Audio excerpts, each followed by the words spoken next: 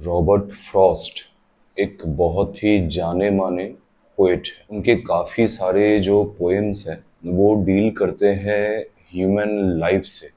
यानी कि उनके पोएम को पढ़ने के बाद आपको एक क्लियर विजन मिलेगा कि ह्यूमन लाइफ को लीड कैसे करना है या फिर ह्यूमन लाइफ में हम किस चीज़ से सफ़र करते हैं।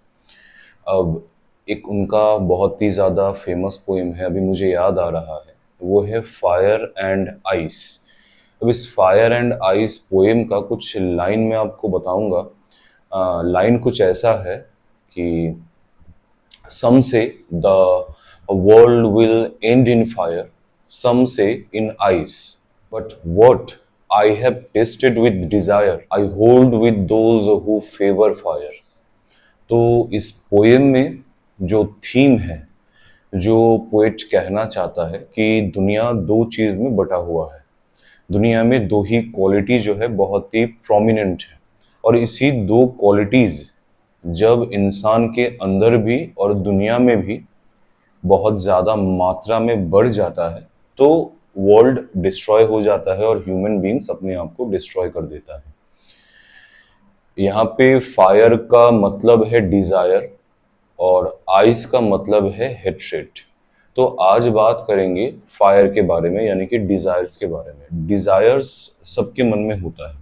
एक छोटा बच्चा, उसके मन में भी डिज़ायर है, चॉकलेट को लेकर, टॉयज़ को लेकर, चिप्स को लेकर। और एक बड़ा बच्चा, उसके अंदर भी डिज़ायर है, टेक्नोलॉजी को लेकर, कंप्यूटर्स को लेकर, मोबाइल्स को लेकर, बाइक्स को लेकर। अब उससे भी ज़्यादा मैच्योर जो इंसान है, उसको डिज़ायर है कार्स, बंगलो, पैसा, दौलत, शोहरत, नाम, ये सब चीज़ का। तो ये डिज़ायर होना, डिज़ायर मन में रखना कोई गलत बात नहीं है, क्योंकि ये डिज़ायर ही हमें आगे बढ़ाता है, कुछ करने के लिए हमें मोटिवेट करता है। लेकिन आप सोच के देखिए, ये डिज़ायर जो हमें आगे बढ़ा रहा है, यही डिज़ायर अगर एक्सेसिव अमाउंट में हो जाए, यानी कि हद से ज़्यादा, तो पता है तब क्या होगा? तब ये होगा कि आपके अंदर जो इम्पल्स कंट्रोल है, यानी कि जिस तरीके से आप अपने इमोशंस को कंट्रोल करके रखते हैं, जिस तरीके से आप बिहेव करते हैं, आपके बिहेवियर में फ़र्क आएगा, आपके इम्पल्स कंट्रोल में फ़र्क आएगा। यानी कि जो चीज़ आप करना नहीं चाहते हैं वो चीज़ आप करेंगे। अभी आप लोग सेल्फ इम्प्रूवमेंट जर्नी में चल रहे हैं, तो जाहिर सी बात है आगे जो भी आपके लाइफ में चीज़ें होगा, आप चाहेंगे कि चीज़ें आपके हिसाब से हो और सही से हो, क्योंकि अब तक का जो रिजल्ट आया उससे आप सेटिस्फाइड नहीं थे। इसीलिए आपने ये हार्श वे को चुना, ताकि आप कितना भी चीज़ें, कितना भी तकलीफ क्यों ना हो, लेकिन आप जो है एक बेटर रिजल्ट अपने में देख पाए। अब एक बेटर रिजल्ट ख्वाहिश करने में कोई दिक्कत नहीं है, लेकिन उस चीज़ को पाने की चाह में बहुत सारे लोग अपने आप को भी डिस्ट्रॉय करते हैं। जैसे फायर जब एक्सेसिव हो जाता है तब इंसान को जला देता है या दुनिया को जला देगा, बिल्कुल उसी तरीके से डिज़ायर जब एक्सेसिव हो जाता है तो आप बिल्कुल वही चीज़ करते हैं जो आपको नहीं करना चाहिए। एग्जाम्पल अगर मैं दूं इस चीज़ पर, मान लीजिए आपने जिम ज्वाइन किया। अब आप जिम ज्वाइन क्यों किए? क्योंकि आपने किसी को देखा, किसी का वीडियो आपके फीड में आया, जिसका वीडियो के नीचे कमेंट लिखा हुआ है व्हाट अ ग्रेट बॉडी। लोगों का अटेंशन भर भर के आया, लड़कियों का अटेंशन भी उसमें भर भर के आया। उस बॉडी को देख के आपको भी लगा कि हाँ, मुझे भी बॉडी बनाना चाहिए, क्योंकि बाकी सारे लोग बॉडी बना रहे हैं। अच्छी बात है। अब जिम में गए, जिम में जाने के बाद आपके अंदर जो डिज़ायर था, आप उसको फुलफिल करने के लिए बहुत ज़्यादा वेट उठाए, बहुत ज़्यादा ट्रेनिंग किए। अब 1 महीना बाद जब आपको उतना रिजल्ट नहीं मिला जैसा आप वीडियो में देखे थे, उस सेल्फ से अगर आप अपने आप को कंपेयर करेंगे तो आपके मन में क्या आएगा? हेट्रेड आएगा। आपके मन में आएगा एवर्जन, यानी कि आपको लगेगा मैंने इतना कोशिश किया तभी भी ये चीज़ हुआ क्यों नहीं? क्या वो लड़का जिसका बॉडी उस वीडियो में अच्छा था, कुछ अलग टेक्निक यूज़ करता है? कैसे उसका बॉडी जो है अच्छा बन गया? अब आपको नहीं पता कि कैसे उसका बॉडी अच्छा बना है, क्या उसने कोई मेडिसिन लिया, उसका डाइट क्या है, उसका ट्रेनिंग कैसे होता है, या फिर कितने दिनों से वो ट्रेन करता है। आप पहले दिन से ही लग जाते हैं आईने के सामने खुद को देखना कि आज मेरा बाइसेप, आज मेरा चेस्ट कितना ज्यादा पॉपअप हुआ है, कितना ज्यादा पंप हुआ। तो आपको मिनिमम या फिर कभी कभी नहीं दिखता है कि आपका जो है बॉडी कितना ग्रो किया है, क्योंकि ये चीज देखने के लिए आपको समय लगेगा। कम से कम 3 से 4 महीने अगर आप अच्छे से ट्रेनिंग करेंगे तो आपको वो रिजल्ट दिखेगा।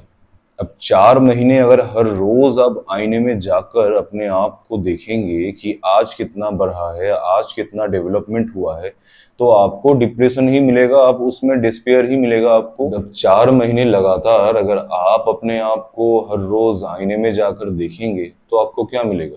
कोई रिजल्ट देखने को तो मिलेगा नहीं, उल्टा आपको बहुत ही सैड फील होगा कि इतना मेहनत में कर रहा हूँ, इतना वेट में उठा रहा हूँ, इतना हार्ड ट्रेनिंग में कर रहा हूँ, तभी भी मुझे रिजल्ट क्यों नहीं दिख रहा है।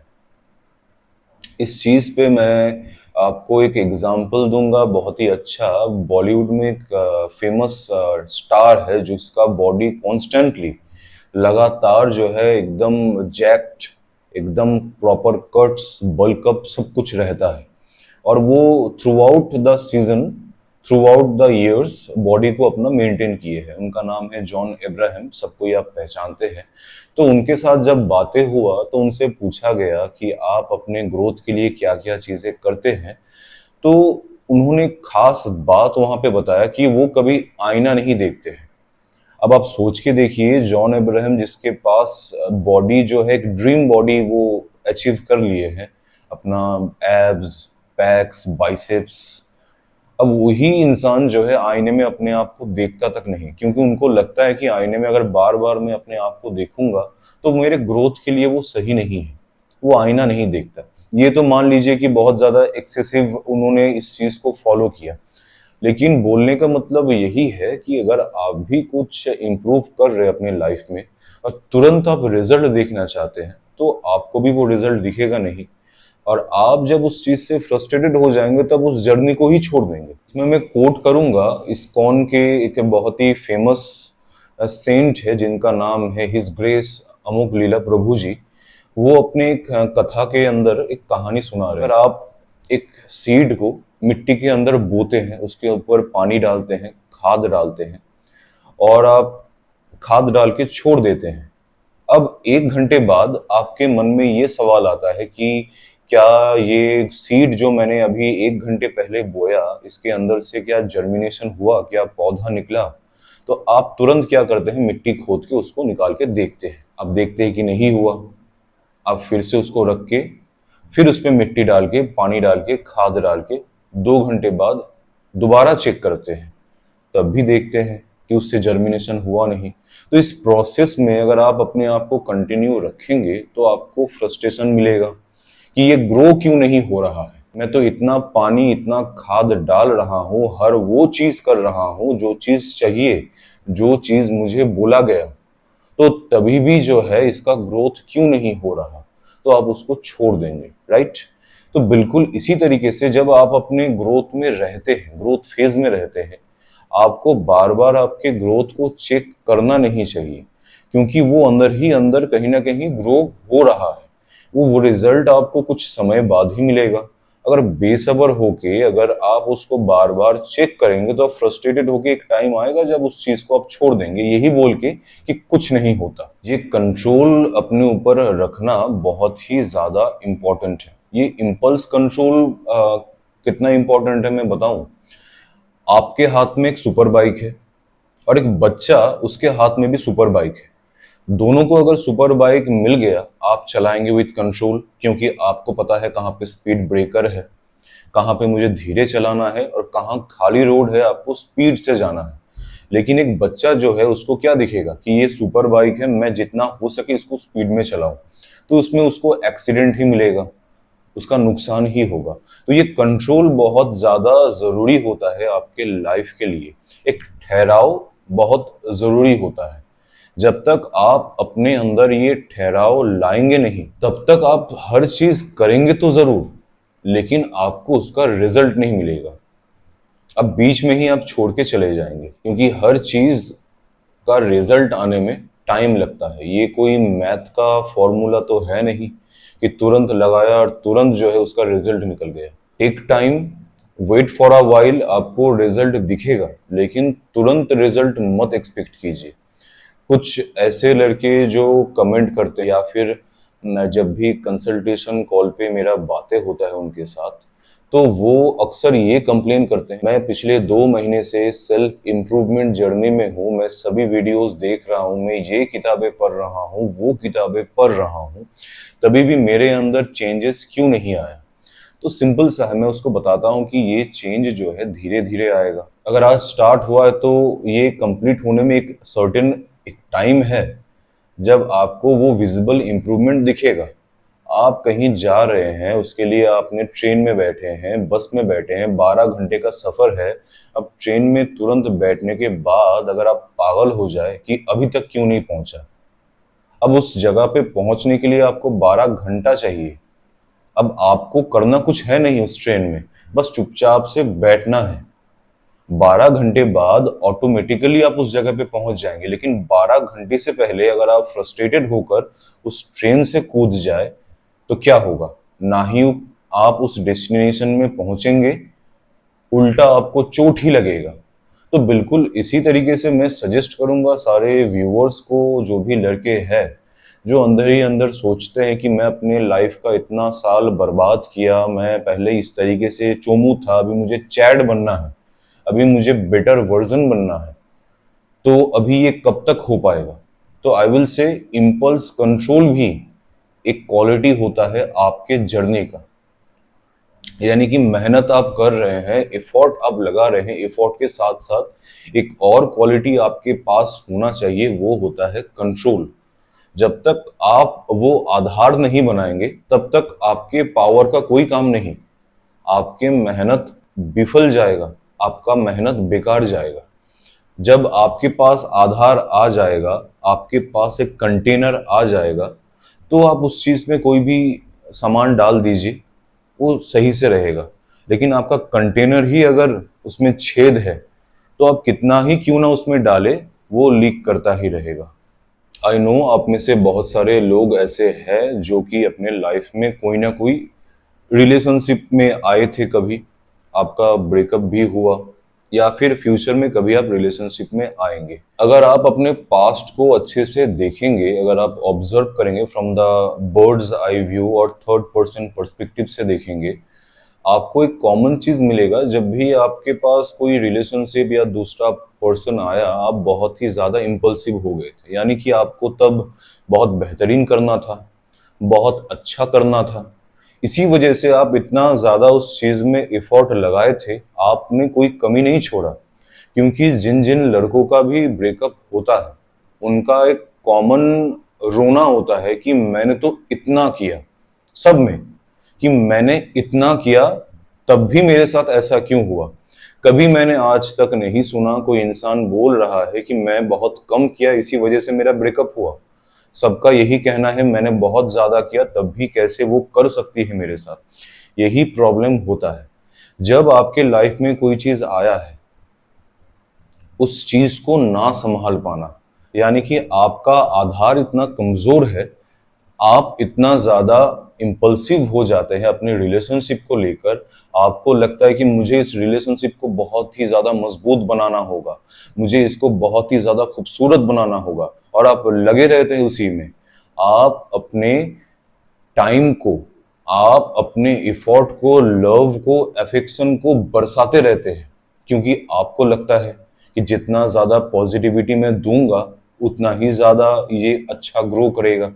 बिल्कुल ये सोच वैसा ही है।